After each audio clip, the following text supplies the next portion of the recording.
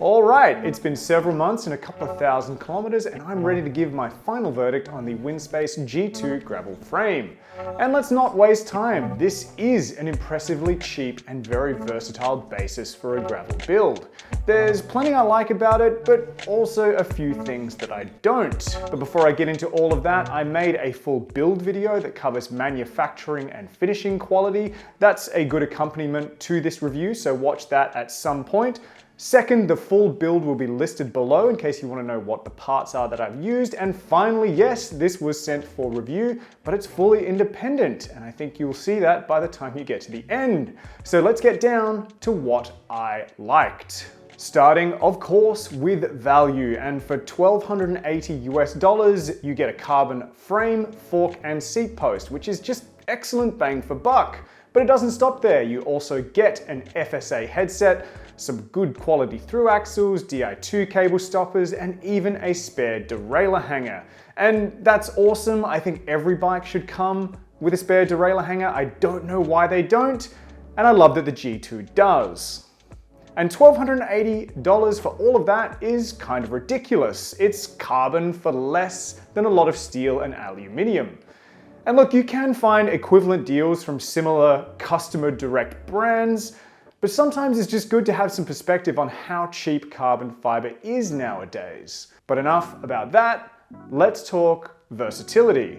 And to me, this is the more compelling thing than just the sheer price, because this frame can be a lot of different bikes, and I think that's one of the strongest things about it. Tire clearance is what I absolutely love to see. You've got up to 700 by 50 millimeters and 650B by 2 inches. It quite easily clears a 50mm tire like this American classic Krumbein, and I really enjoy using the full clearance of a gravel bike. It's just so much fun, and I always favor fun over maybe a little bit of rolling resistance and weight. But the generous clearance on the G2 gives you basically the entire world of gravel tires to choose from. Next is the sheer number of mount points, and it gives you tons of options with the internal frame triangle and fork just coated in those little zits. There's a mount point on the top tube, and there's pannier mounts front and rear. The only thing that it really lacks is a mount under the bottom bracket, which is a bit of a bummer, but you get so many other mounts that it shouldn't be too big a deal. I did some light bike packing, and the medium-sized frame that I rode let me use this Geosmina frame bag above a litre bottle quite easily. Side exit bottle cages would have made it slightly easy to get the bottle in and out, but it's still very doable with regular cages and a fairly large bottle.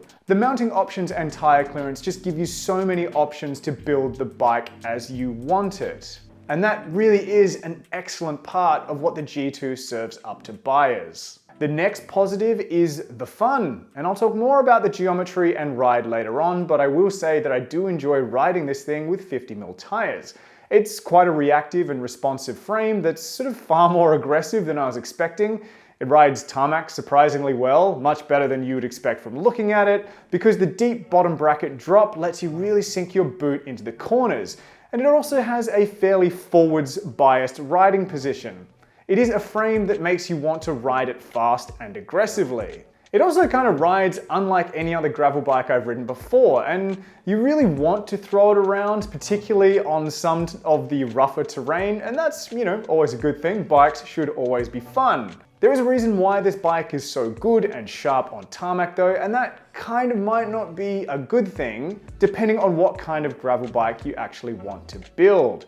And with that said, it's time to end the positivity party and start with what I don't like. Now, that aggressive ride experience is a product of some unusual geometry and body positioning choices made by Winspace, particularly for a gravel frame. The rear stay is quite short, the front head angle is quite slack at 70.8 degrees, it's got a short reach, a tall stack, and is relatively short through the front center. And that all combined is a very interesting mix when you add in the riding position. The bike of course ships with an inline or straight seat post, which places your body further forward than any other gravel bike that I've ridden.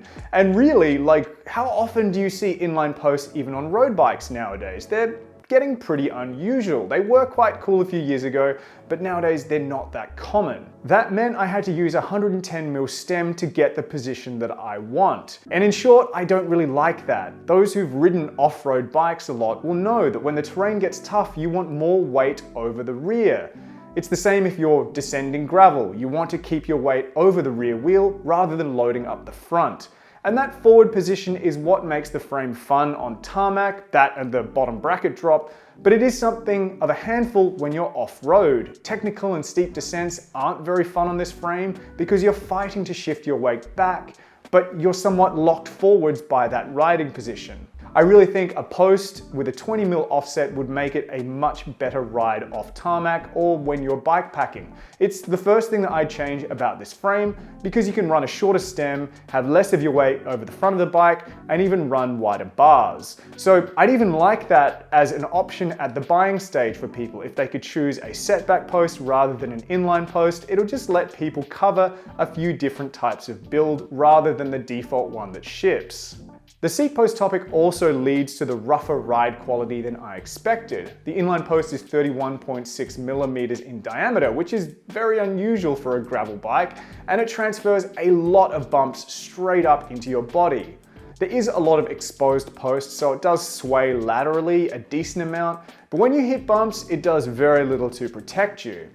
Overall, I would say that this is quite a rough frame for carbon fiber, likely a product of the manufacturing and material decisions. It's the same at the front, more impact is transferred into your body than I was expecting, and even with 50mm tires and lower pressures, I really thought this would be more plush than it is.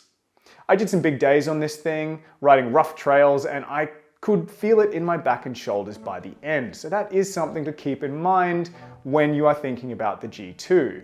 Tying that all together, I think the G2 is trying to pull off two different identities, a forward positioned and sharp gravel bike and a tall and slack adventure bike. And those identities are in conflict with each other. I think the frame would have been better if it had focused more on just one of those things rather than trying to be both.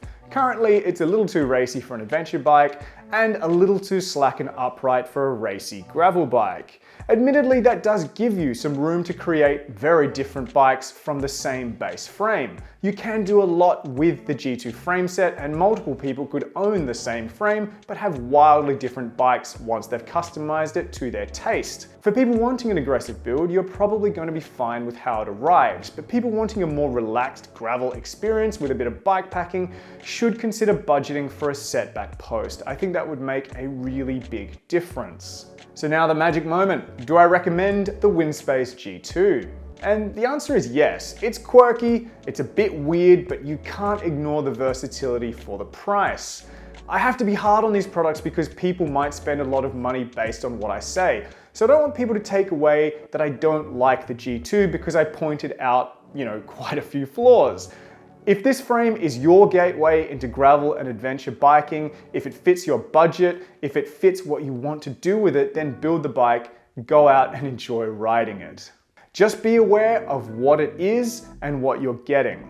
And that's about it. Thank you so much for watching. Don't forget about the piles of content I have on the channel. Like, subscribe, all that stuff if you want. Don't forget to ride safe, stay healthy, and I'll see you next time.